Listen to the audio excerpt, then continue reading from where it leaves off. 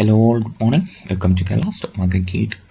അപ്പോൾ ഇന്നത്തെ pre market സെഷനിലേക്ക് പോകാം. അതിൽ നിന്ന് നമുക്ക് ഡോ ജോൺസിൻ്റെ future and US markets, European മാർക്കറ്റ്സിൻ്റെ ഒരു അവസ്ഥ നമുക്കൊന്ന് പരിശോധിക്കാം. ഓക്കെ, അപ്പം US ഇറാൻ യുദ്ധം അത് തന്നെയാണ് മാർക്കറ്റിനെ പിടിച്ചുലയ്ക്കുന്നത്. അത് US മാർക്കറ്റിനെ കാട്ടി ഏറ്റവും കൂടുതൽ പാനിക് ഉണ്ടാക്കുന്നത് നമ്മുടെ ഇന്ത്യൻ മാർക്കറ്റിലേക്കാണ്.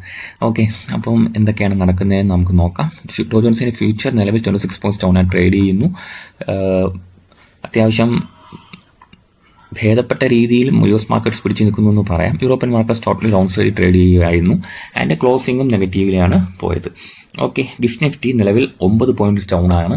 ആൻഡ് ഇന്നലെ 250-300 പോയിന്റ്സ് ഡൗൺ പോയ ഗിഫ്റ്റ് നിഫ്റ്റി റീട്രേസ് ചെയ്തു. ആ ഒരു സെല്ലിംഗ് പ്രഷർ അബ്സോർബ് ചെയ്ത് ഒരു ഫ്ലാറ്റ് ആയിട്ടുള്ള രീതിയിൽ നിൽക്കുകയാണെന്ന് കാണുന്നു.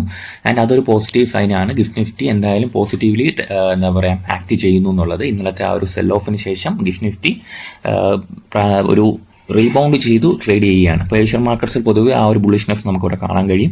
ഹാങ്സങ്, Taiwan weight, straits times, Nifty എല്ലാം പോസിറ്റീവ്ലി ട്രേഡ് ചെയ്യണം. അപ്പോൾ ഏഷ്യൻ മാർക്കറ്റ്സിൽ ഒരു നെഗറ്റീവ്ലി ട്രേഡ് ചെയ്യുന്നത് ഇൻഡെക്സ് എന്ന് പറയുന്നത് ഗിഫ്റ്റ് നിഫ്റ്റി അല്ലെങ്കിൽ നമ്മുടെ മാർക്കറ്റ് തന്നെയായിരിക്കും. സോ ഇവിടെ ഗ്ലോബൽ ഇഷ്യൂസ് ഉണ്ടായാലും അതിൻ്റെ ഫസ്റ്റ് എഫക്റ്റ് നമ്മുടെ മാർക്കറ്റിൽ തന്നെയായിരിക്കും. സോ ഗിഫ്റ്റ് നിഫ്റ്റി ഇന്നലത്തെ ഒരു 300 പോയിന്റ്സ് ഡൗൺ സൈഡിൽ നിന്നും 5 പോയിന്റ്സ് ഡൗൺ സൈഡിലേക്ക് വന്നിട്ടുണ്ട്. സോ ആ റിട്രേസ്മെന്റ് പോസിറ്റീവ്ലി നമുക്ക് കാണാം. ഓക്കെ, അതിൻ്റെ നിഫ്റ്റിയുടെ ഇന്നത്തെ ഒരു ഡേ ചാർട്ട് നമുക്ക് നോക്കാം. എന്താണ് അവസ്ഥ എന്ന്. ഡേ ചാർട്ടിലും അത് തന്നെയാണ്. ഒരു ചെറിയ ഒരു റെസിസ്റ്റൻസ് ഏരിയ ബ്രേക്ക് ചെയ്ത് മാർക്കറ്റ് ആ ഒരു സോണിൻ്റെ അബൌട്ട് ട്രേഡ് ചെയ്യുകയാണെന്നാണ് നമുക്കിപ്പം നിലവിലെ ഫസ്റ്റ് അവസ്ഥ. 15 മിനിറ്റ് ചാർട്ട് നമുക്കൊന്ന് എടുക്കാം. എന്താണ് മാർക്കറ്റ് ട്രേഡ് ചെയ്യുന്നതെന്ന്. സോ ഒരു ചെറിയ ട്രെൻഡ് ലൈൻ ലിക്വിഡിറ്റി ഫോർമേഷൻ ഇവിടെ ഉണ്ടോ എന്ന് ചോദിച്ചാൽ ലൈറ്റ്ലി ഒരു ട്രെൻഡ് ലൈൻ ലിക്വിഡിറ്റി ഫോർമേഷൻ ഇവിടെ മാർക്കറ്റ് ചെയ്യുന്നുണ്ട്. ഈ ഒരു ഏരിയയൊക്കെ മാർക്കറ്റിൽ ട്രെൻഡ് ലൈൻ ലിക്വിഡിറ്റി എടുത്ത സോണായിട്ട് മാർക്കറ്റ് ട്രേഡ് ചെയ്യാം. ഓക്കെ, നമ്മൾ നോക്കുകയാണെങ്കിൽ തന്നെ ഇവിടെ നിന്നൊക്കെ ട്രെൻഡ് ലൈൻ ലിക്വിഡിറ്റി എടുത്തിട്ടുണ്ട്. ഓക്കെ, ഇപ്പം മാർക്കറ്റ് ഒരു റെസിസ്റ്റൻസ്, ഒരു സപ്ലൈ സോണിൻ്റെ എബോവ് ട്രേഡ് ചെയ്യുന്നതായിട്ട് നമുക്കിവിടെ ഒരു ഫീല് നമുക്കിവിടെ ഉണ്ട്. Okay, better. അപ്പം ഇനി ഇവിടെ മാർക്കറ്റിന് ഇവിടെ എന്തൊക്കെയാണ് പ്രതിസന്ധികൾ നേരിടാൻ സാധ്യതയെന്ന് ചോദിച്ചു കഴിഞ്ഞാൽ, മാർക്കറ്റിൽ ഒബ്വിയസ്ലി അടുത്ത ഒരു സോണിലേക്ക് പോകാമെന്ന് പറഞ്ഞാൽ ഇതാണ് 24,330 എന്ന് പറയുന്നതാണ് ഒരു കനത്ത സെല്ലിംഗ് സോണിലേക്ക് വരാൻ സാധ്യത. ആൻഡ് അതിന് മുന്നേ ഈ ഒരു സെൽ ഓഫ് നേരിട്ട 24,191 എന്ന് പറയുന്ന സോൺ. ആൻഡ് ഒരു ഇൻട്രാഡേ ലെവലിൽ നമുക്കിവിടെ കാണുകയാണെങ്കിൽ തന്നെ 24,000 ഇൻട്രാഡേ ലെവലിൽ മാർക്കറ്റിൻ്റെ ഒരു സെല്ലിംഗ് പ്രഷർ നേരിടാവുന്ന സോൺ എന്ന് പറയുന്നത് 24,000 ആണ്. അപ്പോൾ ഇന്നത്തെ ഒരു ക്ലോസിങ്ങിന് ശേഷം മാർക്കറ്റ് എന്താവും നോക്കാം. ഒരു എല്ലാം ലിക്വിഡിറ്റി ഫോർമേഷനാണ്. സെൽ ലിക്വിഡിറ്റി ഉണ്ടാക്കി വെച്ചിട്ടുണ്ട് മാർക്കറ്റ് എല്ലായിടത്തും. സോ ഏത് ഏരിയയിലോട്ട് പോകും എന്നുള്ളതൊക്കെ നമുക്ക് മാർക്കറ്റ് ഓപ്പണിങ്ങിന് ശേഷം മാത്രമേ പറയാൻ പ്രവചിക്കാൻ കഴിയത്തുള്ളൂ. ആൻഡ് ഒരു സെൽ ഓഫ് വരികയാണെങ്കിൽ മാർക്കറ്റിൽ 23,870 അല്ലെങ്കിൽ 23,820 എന്നുള്ള ഈ സോൺ ബ്രേക്ക് ചെയ്യുകയാണെങ്കിൽ പിന്നെ മാർക്കറ്റിൽ ഈ ഒരു ലിക്വിഡിറ്റി ഏരിയയാണ് ഉള്ളത്. ഈ ഒരു ഡിമാൻഡ് സോണായ 23,700 എന്ന് പറയുന്ന ഒരു സോൺ നമുക്കിവിടെ ഉണ്ട് റീട്രേസ്മെന്റിനായിട്ട്. ഓക്കെ, അപ്പം ആ ഒരു സോണിൽ മാർക്കറ്റ് ഹോൾഡ് ആവും എന്ന് നമുക്ക് പ്രതീക്ഷിക്കാം. ആൻഡ് ഇവിടെ നിന്ന് ഒരു മാർക്കറ്റ് ബൈയിങ് പ്രഷർ ഉണ്ടാവുകയാണെങ്കിൽ, ഈ ഒരു ഏരിയയിൽ നിന്നും മാർക്കറ്റ് ഹോൾഡ് ചെയ്ത് ബൈയിങ് പ്രഷർ ഉണ്ടാവുകയാണെങ്കിൽ 24,000 ഈ സോൺ 24,080 എന്ന് പറയുന്നത് ഒരു സെല്ലിംഗ് പ്രഷർ നേരിടാവുന്ന സോണായിട്ട് ആക്ട് ചെയ്യാം. അപ്പോൾ ഇത്രയായിരിക്കും എൻ്റെ ലെവൽസ്. ഞാൻ ഈ ഒരു സോൺസിലൊക്കെ ആയിരിക്കും മാർക്കറ്റ് റിയാക്ഷൻ വാച്ച് ചെയ്യുക. അപ്പോൾ ഇന്നത്തെ എന്തൊക്കെയാണ് റിസൾട്ടുള്ള ന്യൂസസ് ഒന്ന് നമുക്ക് നോക്കാം. റിസൾട്ട് ഇൻഡിഗോയിൽ വരുന്നുണ്ട്. Aegis logistics, Bajaj Hindusthan sugar, BEML, Glenmark pharmaceuticals, Gujarat gas, GVK power, Inox wind, Ipca laboratories, Lumax auto, Natco pharma, Olectra greentech, Rubicon and steel strips വീലിൻ്റെ റിസൾട്ട് ഇന്ന് വരുന്നുണ്ട്. മെയ് 30 നാളെ മാർക്കറ്റ് ഹോളിഡേ ആണ്. അപ്പോൾ എന്നാൽ റിസൾട്ട് വരുന്നുണ്ട്. Linde India, Ahluwalia contractors, Som distillers and breweries, Suraj estate developers, Suraj industries, TTK health care, Uflex and Vedanta. ഇത്രയും റിസൾട്ടുകൾ നാളെ വരുന്നുണ്ട് ശനിയാഴ്ച. അപ്പോൾ ഇന്ന് ഈ സ്റ്റോക്സിലൊക്കെ ട്രേഡ് എടുക്കുന്ന ആളുകൾ ഒന്ന് ശ്രദ്ധിക്കുക. ഓക്കെ, ഫിസിക്സ് വാലിയുടെ ക്വാർട്ടർലി ഏർണിംഗ്സ് പരിശോധിക്കുമ്പോൾ ലോസ് നാരോ കുറഞ്ഞിട്ടുണ്ടെന്നുള്ള കാര്യങ്ങളുണ്ട്. എൻ്റെ റവന്യൂ സൂം ചെയ്തിട്ടുണ്ട്. അശോക് ലേലാൻഡിൻ്റെ റിസൾട്ട് നമ്മുടെ ടെലിഗ്രാം ചാനലിൽ നമ്മൾ അപ്ഡേറ്റ് ചെയ്തിട്ടുണ്ടായിരുന്നു. ജോയിൻ ചെയ്തിട്ടില്ലാത്തവർക്ക് ജോയിൻ ചെയ്യാം. ടെലിഗ്രാം ചാനലിൽ റിസൾട്ട് ഞാൻ അപ്ഡേറ്റ് ചെയ്തിട്ടുണ്ടായിരുന്നു.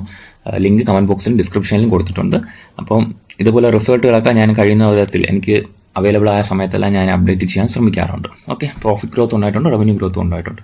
ദീപക് ഫെർട്ടിലൈസേഴ്സിനാണെങ്കിൽ ന്യൂട്രൽ ആണെന്ന് പറയാം. 277 കോടിയിൽ നിന്നും 49 കോടിയിലേക്ക് പ്രോഫിറ്റ്സ് 49% ഡൗൺ സൈഡ് പോയി 139 കോടിയിലേക്ക് ഇത് പോയി.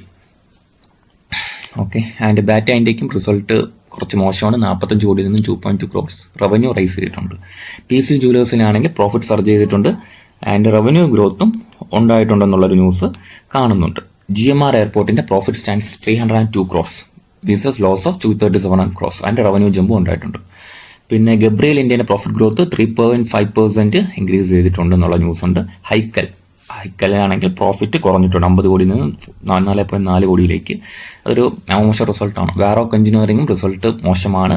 അപ്പോൾ അതും വാറോക്ക് എഞ്ചിനീയറിംഗ് റിസൾട്ട് ഞാൻ ടെലിഗ്രാം ചാനൽ അപ്ഡേറ്റ് ചെയ്തിരുന്നു. വാറോക്കിൻ്റെത് ധാരാളമുണ്ട്. റവന്യൂ ബാക്കി പാറ്റ് ഡീറ്റെയിൽസ് എല്ലാം ഞാൻ അപ്ഡേറ്റ് ചെയ്തിട്ടുണ്ടായിരുന്നു. എൻവിറോ ഇൻഫ്രയാണ് കുറച്ച് ഡിസപ്പോയിൻറ്റിംഗ് ആയിട്ട് എനിക്ക് തോന്നിയത്. 73.2 ക്രോസിൽ നിന്നും പ്രോഫിറ്റ് 29% കുറഞ്ഞ് 51% എത്തിയിട്ട് 51 കോടിയിലേക്ക് എത്തിയിട്ടുണ്ട്. സോ അതൊരു ബാഡ് റിസൾട്ടാണ്. നമുക്ക് നോക്കാം. RITES memorandum of understanding with CRISIL sign ചെയ്തിട്ടുണ്ട്. ഓക്കെ, അപ്പോൾ പിന്നെ ഉള്ള ന്യൂസ് എന്ന് പറയുന്നത് വോക്ഹാർഡാണ്.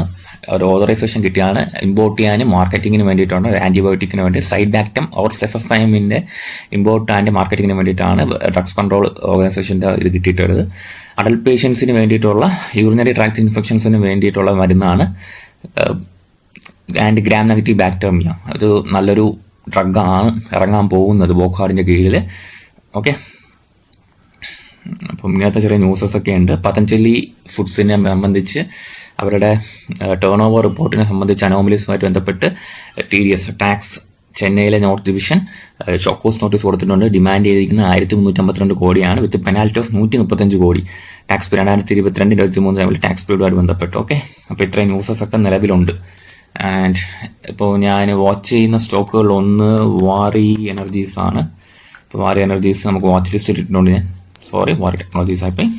വാറി എനർജീസ് ഞാൻ വാച്ച് ലിസ്റ്റ് ഇട്ടിട്ട് ഇപ്പോൾ ഇതിൻ്റെ സ്റ്റഡി പർപ്പസിന് വേണ്ടി ഞാൻ ഇട്ടിട്ടുണ്ട്. നമുക്കിത് വാച്ച് ചെയ്യാം. എന്തായിരിക്കും നമുക്ക് ചാനലിൽ അപ്ഡേറ്റ് ചെയ്തിട്ടുണ്ട് ഇതിൻ്റെ കാര്യങ്ങൾ. അപ്പം വാറി എനർജീസ് നമുക്ക് ഇന്നൊന്ന് വാച്ച് ലിസ്റ്റ് ഇടാം. ബാക്കി സ്റ്റോക്സ് ഞാൻ എടുക്കുന്നതൊക്കെ ഞാൻ വരുന്ന ദിവസങ്ങളിൽ അപ്ഡേറ്റ് ചെയ്യുന്നതായിരിക്കും. Okay, thank you.